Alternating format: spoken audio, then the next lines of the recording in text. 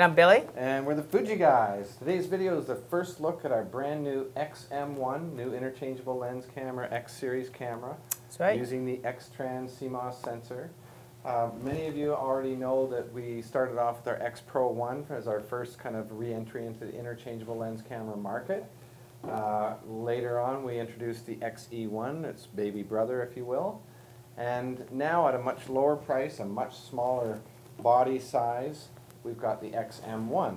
So this video is going to just be your first look. There's going to be other videos that will go into the more advanced features that we can show about this camera. So just a couple things to mention on the outside is that this camera will be available in a silver and black version and a black only version. I'm showing the camera with this 16 to 50 mil lens, which is a brand new lens designed for the kit of this camera.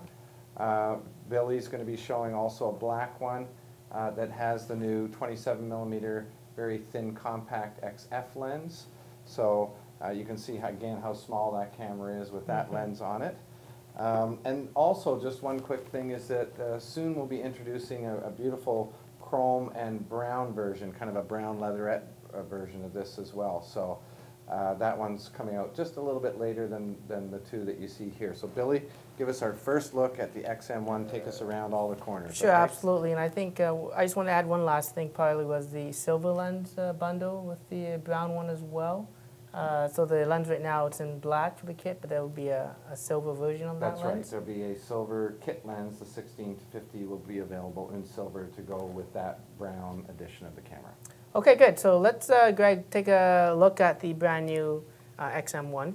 The X-M1 has a very similar size to that of the X10, X20 camera.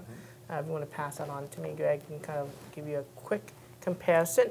Weight-wise, with the 27 mil, compact lens, it's actually very similar in I guess depth and weight and height. So it's pretty much if you're comfortable with the X10, X20. This camera is going to be perfect for you, less the viewfinder, of course. And Greg didn't really mention yet, but the X Pro 1 had that hybrid viewfinder, the optical and LCD display, hence hybrid. Then the XE1, which was a little bit smaller, had just the electronic viewfinder. And of course, we made this camera even smaller, the same size of an X20, X10. And this one doesn't have the viewfinder option, whether it's an optical or electronical, but there's some other things that will make it a lot more pleasing to shoot with. So let's just take a look at this camera and look around it. In the front of this camera, of course, because it's an interchangeable lens camera, you got sort of that lens release, and you kind of push down on it, and you can rotate the lens off, and of course now your sensor is open to dust. Thank God, though, there's actually an ultrasonic vibration that every time you turn the camera on and off, the dust kind of falls off. And this, of course, is that little compact 27 mil f2.8 lens, very, very small, nice and portable. It gives you sort of a focal length that your eyes kind of see around, just over 40 millimeters, which is kind of nice to have with you. And of course, that's the sensor. These are the little pins that allows the lens to communicate with the camera itself. And you basically just match that red little point to the red markings on the body itself so that it actually snaps in place. Perfect. The 27 mil lens itself does have a manual focus ring. Most of the XF lenses that we've developed has an aperture control on the lens. For this one, because it's very small, the aperture was removed on it, and it's now via the command dial on the back, which I'll point out later. To the left of this lens, you got the AF assist lamp, which you can actually disable if you don't want to have that on.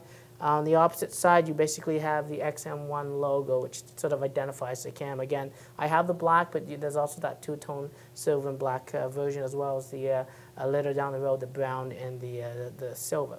Okay, looking at one side of the camera, of course, you got the strap. That's one of the connectors for the straps. You got a little cover, and the cover actually reveals basically the ports on the camera. You got the mini HDMI port. So you can actually connect it to a HDTV compatible TV and play back, both videos and photos. Of course, you need the optional HDMI cable. You also have this new USB connector that allows you, of course, to connect your camera to the computer to download images. We also recommend you buy just a card reader, or if your computer has one built in, use that instead. It's a little bit easier on the camera itself, and I find it a little bit simpler to do. That little connector also allows you to connect a new RR90 remote release. So if you want to sort of trigger the camera to take a photo without having to push a shutter button, you can actually pick up that optional accessory, which is kind of nice. On the opposite end of this camera, you basically have the, I believe, the speaker. So this is a built-in speaker where if you're doing videos, you can actually play it back and hear that on the camera itself. Looking at the bottom of this camera, you got your standard tripod mount. It will fit any tripod, of course.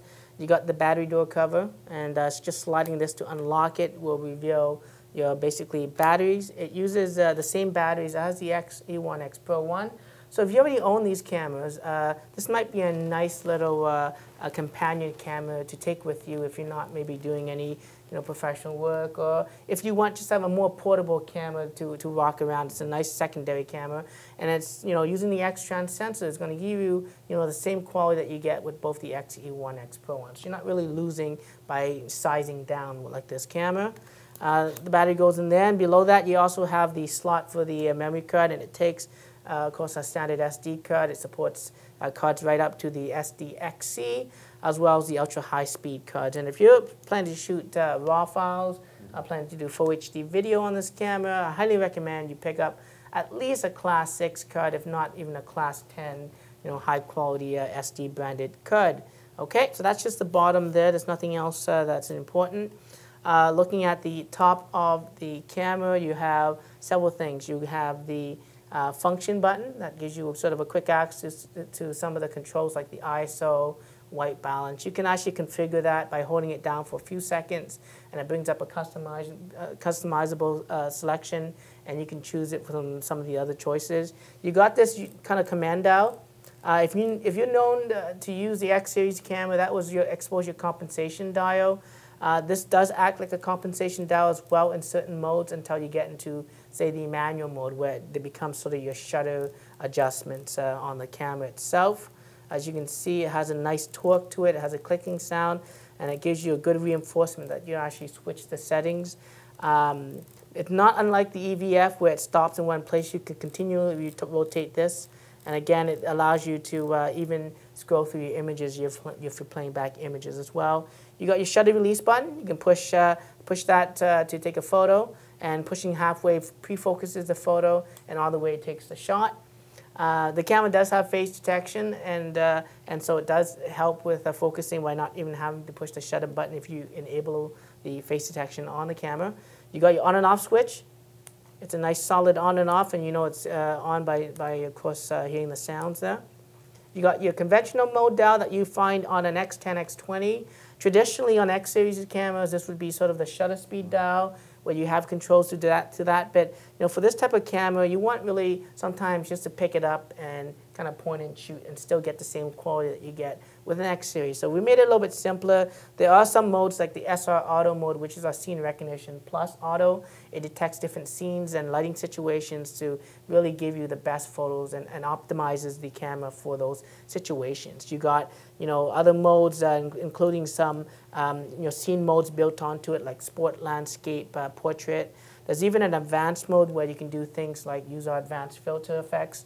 There's some really cool ones. The ones I like are the ones that kind of isolate a certain color from the background, and so you kind of have a monochrome image with maybe a bit reds or blues or whatever that you want showing. It's optional there.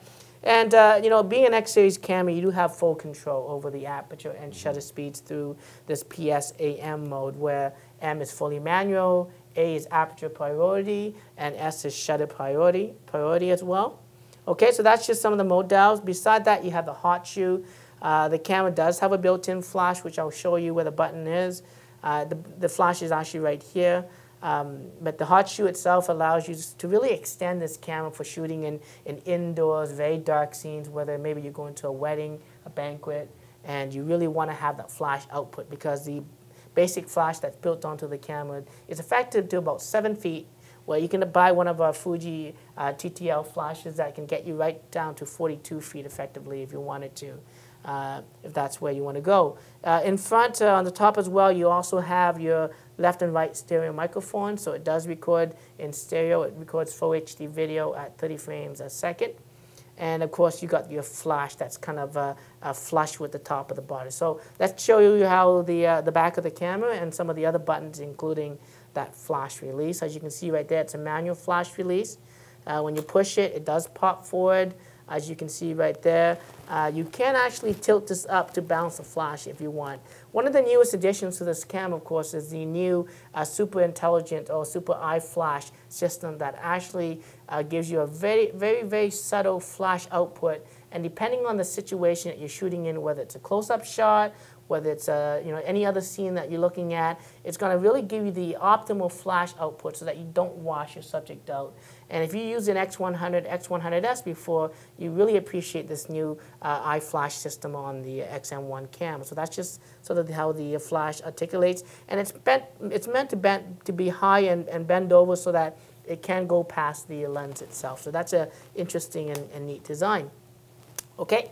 I talked about the hot shoe. Beside it, of course, I guess let's talk about below it because that's the biggest thing you see. And this is the new, LCD screen. It's now a tilt LCD. You can tilt it up 90 degrees as well as 90 degrees below. So if you're shooting, at a crowd, maybe you're at a concert, this is the perfect camera that can gives you great image quality, but has you the ability to actually use the LCD screen properly. You can also float it 90 degrees, and so that if you're taking low down shots, whether it's maybe the kids, or if you want to get sort of a different type of experience shooting macros and flowers and whatnot. It's also really good for doing videos because when you're doing videos and you're holding the camera like this, it's a lot more steadier than holding it in front of you as well. So I kind of like having that tilt functionality. It's a new 920K display, so it's very bright, very clean, and it's going to be very usable in bright sunlight, which is nice to have. Of course, that's the only viewing option that's on this particular model. Beside it, you got the command dial. It's now vertically positioned, and it allows you to control generally the aperture, but it also can be pushed in as a button to do things like manual focusing, to kind of zoom in on the subject to confirm focusing. This little extra piece of, I guess, grip that sticks out of the camera allows you to actually hold the camera a lot more steadier. There's actually a grip in the front as well, as you can see. It makes it very usable for one-handed operations. In fact, all your command dials, your mode dials, your shutter button, all can be accessed by pushing this, by using just your thumb, and it gives you that quick access and allows you to make it sort of like a super silent point and shoot. And that's a really important point, and sorry for busting in here, but this camera, although it's the same image quality as our professional cameras, X-E1 and X-Pro 1, we really did design it for family use, for being able to quickly switch over to videos. That's right. And being able to show your images back to your friends at a party on such a beautiful high-resolution screen. So in many ways, there is no viewfinder optical or hybrid viewfinder on this one, but this tilting screen is really testimony for the fact that we've been able to make the camera smaller and really better for family use, if you will. Yeah, and instead of lugging, a full-size DSLR, we know DSLRs with the large sensors will give you some incredible image quality, and usually we equate quality to sharpness and generally out-of-focus backgrounds, or shallow depth of field is what we call it. And this camera is going to give you all that in a nice, portable, compact way. And let's say you have your DSLR, you can't do this with your DSLR. And it's just nice to just pull it out of your shirt pocket and take some snapshots and still get that image quality that you get from a full-size DSLR camera.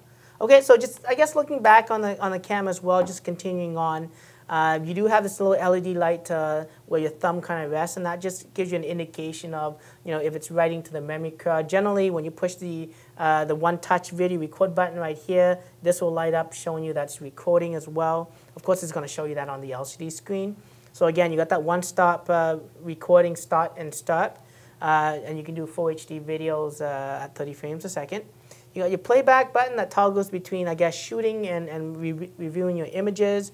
If you are looking back at your images and you wanted just to take a photo, right away, you can just tap the shutter button and it goes right back to it. So just like a DSLR, it gives you all that similar controls. You got your directional pads navigating through the different menu systems.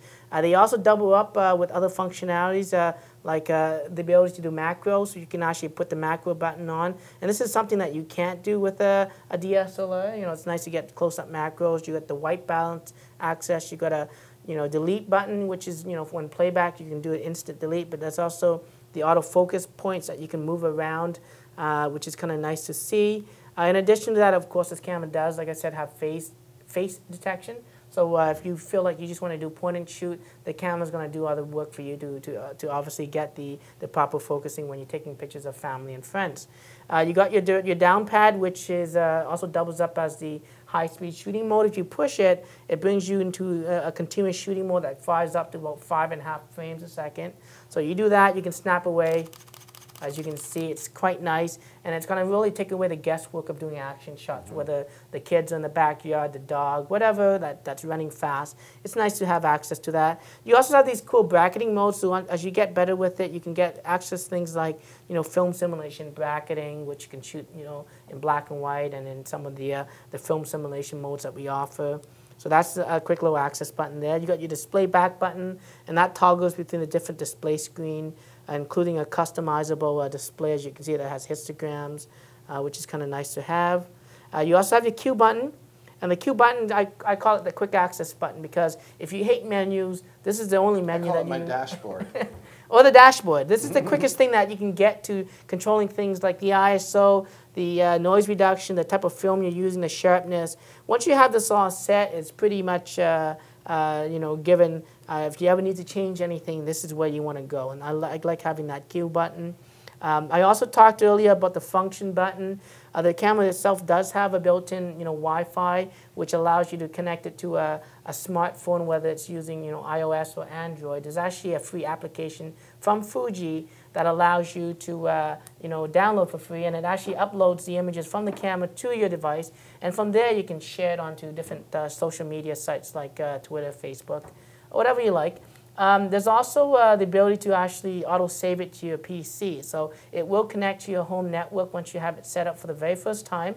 And with a low, simple download of an application that we can get onto your computer, once you turn it on, it would automatically download to your computer. So again, you don't have to connect your USB cables if that's the other way you want to go with it. So this camera is pretty high-tech in the sense it's offering some latest generation technology in a really compact size, and this is what the X-M1 basically is all about. Yeah.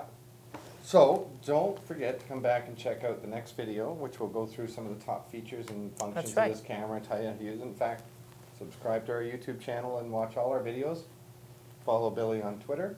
Till next video, I'm Greg. And I'm Billy. And we're the Fuji Guys.